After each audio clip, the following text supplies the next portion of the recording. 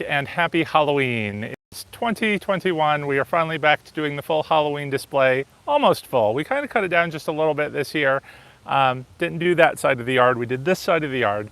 So I thought I would take you along first. We'll go ahead and do a quick walkthrough of the yard display, and then I'll be back to tell you a little bit more about it. So let's go.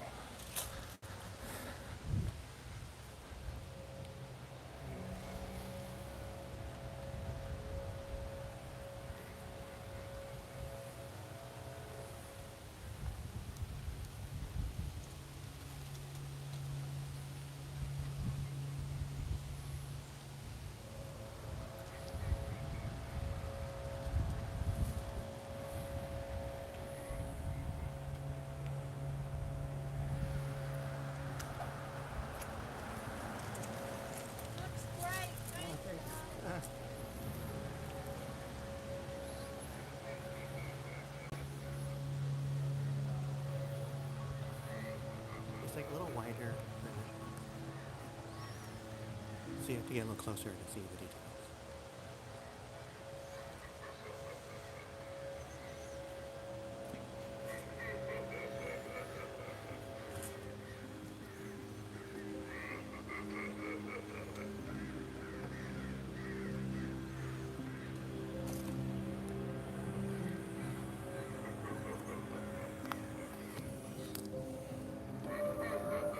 Trick or treat. Don't you look scary tonight? I hope we see some ghosts and goblins tonight. If you don't, we can be mean. And also give you quite a fright. Trick or treat!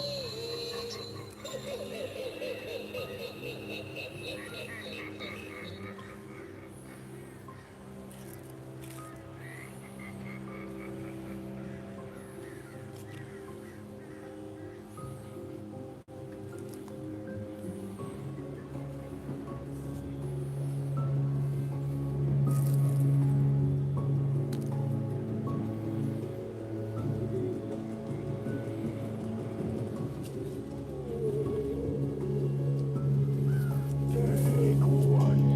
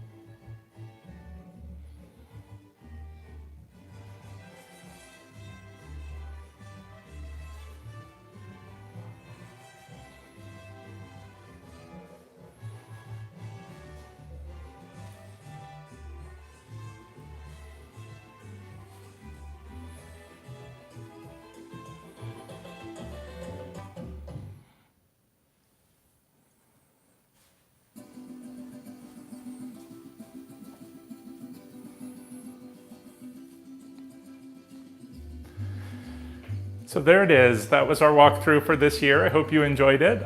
Stick around if you want to hear me babble on about some of the things that we did this year. So as you can see, we kind of did a Day of the Dead theme.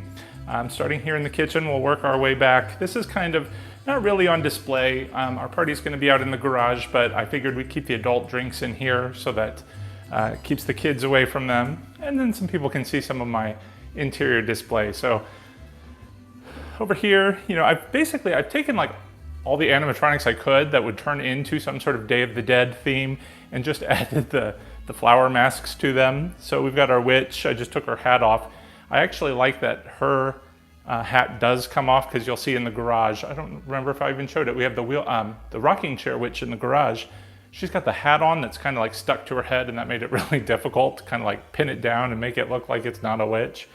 So she worked out pretty well. And then we got a couple of I bought a lot of stuff at the Dollar Tree this year. They had so much stuff in Day of the Dead theme. So these two pictures here were from that new sort of Dollar Tree Plus that has the upgraded thing. So they were like $5, and I was just like buying everything that I could, Day of the Dead theme, and finding a place to throw it somewhere. So we put those two there. I've reworked some of the things that I've done prior years. You may remember we did a eyeball flower tutorial way back when. That had to have been like years and years ago. So threw that on there. I thought it kind of worked a little bit with the color scheme going on in here. I think I like it a lot. And of course, whatever artwork we can put up, we did. You probably saw in the stairway, got my Frankenstein picture up there. I did throw some stuff in the living room this year. We're not really going to take a look because I didn't really decorate it. But like a lot of the stuff that we had up last year with the fortune teller theme, I just kind of threw up in case anybody who's in the kitchen kind of glances in the living room. Looks like we did something, but I'll get back to that next year. It was a little rough this year with the kitchen remodel that we've been working on. Didn't have a whole lot of time. And we're actually kind of in the midst of doing a little bit of work in the living room, so I didn't want to get too involved there. All right, but as we make our way back, I found these fun Stella Rosa wines at Target, although I think they sell them kind of everywhere, and they had the Day of the Dead theme. I thought they were perfect, though they don't taste that great. So I kept the good stuff on the table for the good guests, and then just kind of put the other stuff out here. You may have noticed I had red rum here. That was one of the projects I did, like my very first Halloween here, like 10 years ago. I never throw anything away. I always find a use for them. So I have this little guy that we got from Ross this year filled up with a rum punch that I made. I was gonna make a little sign for it to coordinate with the pirates out there. That's where the rum comes in, but I didn't get to it. So got my Day of the Dead, other little stuff that we got. A little orchid here I found at Publix this year. The orange color was almost perfect. Of course, another TV over here. These are actually art TVs. So you probably, the one over there and the one over here, we actually have one in the living room too. You can really change the artwork to anything that you want, so I love it. It makes decorating easy for every occasion. Just pop up whatever you want it to display. It looks like art. This one maybe not so much because this image we got, and it's a little bit blurry, but the other ones not so much. They look a little better. All right, as we make our way back into the garage again, another witch. I love the witch themes, and they kind of transition to Day of the Dead pretty easily with the masks that we add. Of course, I've got my flicker bulbs everywhere, so that's where all that flashing is in the video. Now out here, this was my big project for the year. This took forever and a day, painting all of these black boxes. They're really just paper boxes that I got from work. I made sure that they gave me every single one we got for quite a while. And then I got the Dollar Tree skulls, painted them with fluorescent paint, which is kind of, you don't really get that effect because it's still really bright outside, but I've got fluorescent bulbs everywhere. So all the green that we're gonna see around the room is going to glow, as well as this whole wall just sort of fluoresces, and it's really amazing. In the middle, I put a TV because originally I was planning to build an altar for Day of the Dead, but Hulu has this built-in altar. Doesn't look very good right now. It's on the black and white scene, but it cycles through. It's like a haunted image. You can go on Hulu. It's called like Haunted Screens or something like that. So we just took the one that was built in with the Day of the Dead altar and made my job a whole lot easier. And then if you watch it, it'll transition. It's color, it goes to black and white, things smoke and things float around. It's haunted, it's fun. But this is where the pizza is going to go when it arrives here in a couple of hours, when the party's gonna get started. So here is the other witch I was talking about in the kitchen. In fact, I need to move her. So I'm not gonna plug her in. Kids love this witch, but I don't want it to just constantly be going. We had that issue, I think, when I used her one year. It's like she just never stopped. She just kept going and going and going, and it kind of gets a little bit annoying. But around the room, I have got artwork for all of our departed souls. I just did want to point out that I've got my one portrait over here under the chandelier that one of my patrons sent me 2 years ago that I kept promising I was going to do a project with one of these years.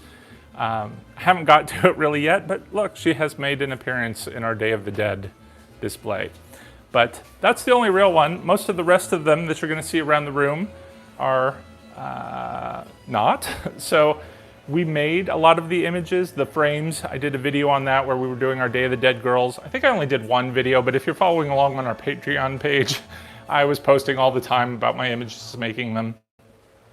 The frames, the black frames we've done when we did a fireplace display with black frames. I just, again, keep everything, reuse it, find a way to repurpose it, makes things easier. But here again is my departed souls wall. It kind of extends all around. But the original concept here was all the green frames that will fluoresce at night are kind of haunted. That's why I've got my Sugar Skull girls in them. And I probably would have liked to do a little bit more, but I found lots of these pre-printed images at Party City, and I just love them. It made it so much easier. But we've got some other lenticulars from the Dollar Tree, like this one down here, just put in a frame, makes it look a little bit nicer. That's that. I really like the the Party Tree frames. It's so much easier. All right, but as we make our way to this wall, remember this girl? She is a floating bride that I got from Home Depot this year. Wasn't really too impressed with her. I don't have her on right now. I might turn her on still. I'm not sure if I'm going to do that. But she'll like wail and kind of float around. But I didn't want her to get too tall because when she floats, she does get pretty high. And I kind of like this sort of vignette going on here. So it's the bride. And if you remember from my video on the review, I put the mask on her. And I think it works so much better with her just holding the mask, because you can really see the tear-stained face. I think it's great because, of course, they're crying over their dear departed friend here. Originally, I was going to do a concept where the girls here, the women, are trying to bring back the dear departed man here. And there's 3 of the women here, the one in the chair over there. And I guess I had a whole concept about who killed him, but maybe that's a project for another year that we can flesh out a little bit more. But anyway, I've got some stuff for the kids here. We've got our trick-or-treat bags that I found at the Dollar Tree as well. So they're little Sugar Skull bags, and they're a nightmare because they kept breaking on me. We got little bags or buckets of toys, so you can have tricks or treats or both. The backdrop here is, again, a glow-in-the-dark frame, just a backdrop that I bought on Amazon. I like to keep the same frames and just keep changing out the backdrops every year. It makes decorating pretty easy and gives it a nice big visual. The other things, again, I just bought from Amazon, like the Remember signs and other banners and stuff. Like the High Boys, always good for the parties. But over here we've got our tables, and you may remember we did a centerpiece video. I didn't actually go with the exact same centerpiece that we were planning. I found, again, a lot of stuff at the Dollar Tree this year. So I got the sugar skull looking cardboardy thing. It just made it, again, a lot easier. But here, this is where it's supposed to be a party. So when we walk down the driveway, you hear that eerie, kind of scary music that goes with the zombies. Well, I kind of wanted it to be like, well, you escaped the zombies, now let's party. So we're gonna have the more festive music down here. And of course, we've got the happy inflatables and everything to go along with it. So got my 3 sugar skulls down there. I've got my guitar player over here, up on the balcony. Again, Sugar Skull Man with the Dia de los Muertos sign that we built a couple of videos back. And then of course, let's see, over here we've got our cats. So that's pretty much the Day of the Dead portion, Dia de los Muertos, aside from, of course, the big display going up the driveway with all the poles and the banners that I actually, because I was working so much out of town, I put this stuff up like 3 weeks ago, and I just feel bad for the neighbors who have been driving past it every day looking at these big banners. So I'm looking forward to actually taking them down soon. Hopefully my neighbors aren't gonna hate me too much. Pirates, of course. This was kind of a last minute thought. I wasn't planning to put the pirates out this year. I just wanted to do the Day of the Dead, but I figured they are pirates coming back from the dead. They're all skeletons. So, The kids like to go look at Oh, yeah, and the kids who come to the party like to look at the fish. So, you know, I put out all the pieces that I've been collecting. Nothing really new this year. It's all stuff we've seen in the past, just sort of rehashed and repositioned. Of course, if you didn't notice, I got my fishing pole guy over there. That's my favorite skeleton man, and he's, of course, fishing because we've got the koi ponds there in the back, or in the side there. All right, but let's make our way back up the driveway. Now, my concept here, again, was Day of the Dead and Day of the Dead, in that it's Dia de los Muertos, but we've had a toxic waste spill over here that has brought the dead actually back to life. So they are coming out of their graves. And I bought a lot of these guys off Amazon. And if we could just look at this real quick, I was just buying what I could get my hands on. So don't really care for the slightly smaller than life size guys here. I'm hoping the little kids might be kind of scared. This guy's a little cheesy looking. The one over there is a little more scary. Some of them, like this guy over here, his arms are incredibly short.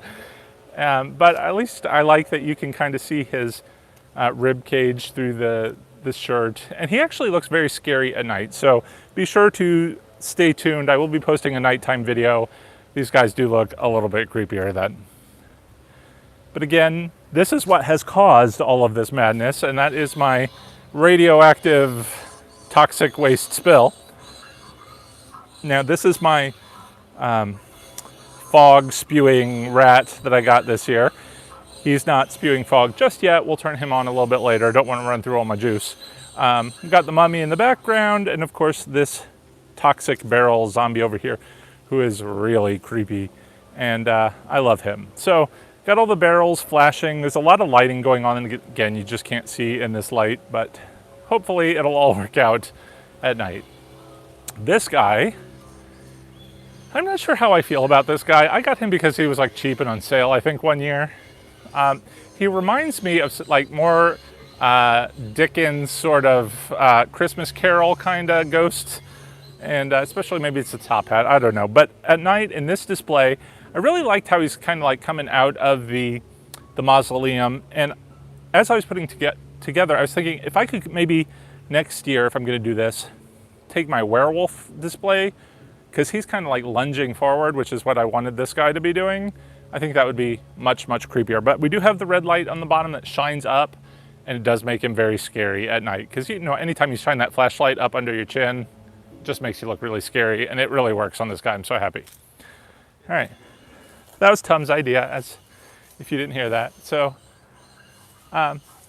again, just zombies that I could pick up from Amazon. I was actually planning to buy some real, like, decent zombie animatronics this year. but it was hard finding anything anywhere. There weren't a whole lot of zombie options. You know, I went to Spirit. I didn't do a Spirit walkthrough video this year just because I was disappointed. Like every time I went, there was nothing, all the displays weren't working. It was just disappointing. So maybe next year, because I do love the zombies, maybe we'll pick some more up. But you know, we've got some by the grave over there. This little guy over here is a little bit more skeleton. We have another bride on this side. Again, whatever I could find. So we've got all of these guys coming to join the Day of the Dead party down the driveway. Of course, there is my full-size zombie animatronic. I like him. He was actually intended to go in my ticket booth before I decided on the fogger that was up there, which we'll see again in a moment. Little guy here, when he works, announces to the party, you know, if you come in, you're joining, you know, you'll become one with the living dead or whatever he says that we saw earlier. So he kind of greets you as you walk through the archway into the cemetery. And of course we have our Grim Reaper over there. Wasn't sure if I wanted to put him in the display simply because I wanted it to be more zombie themed, but he's a Grim Reaper. He works in a cemetery. All right. And as we make our way back out, we'll turn around just real quick for a second. Of course, we've got our candles. I've had these candles for years upon years. They just keep going and going and going. So usually I like to make the wax bloody, and I've got a bunch of bloody candles, but again, I've had these up for 10 years. They just keep going. Body Creek Cemetery is the name of my haunt, as well as the Body Creek Drive-In, which we're gonna see again in just a moment. But before we get into the cemetery here, everyone's going to pass my pumpkin army.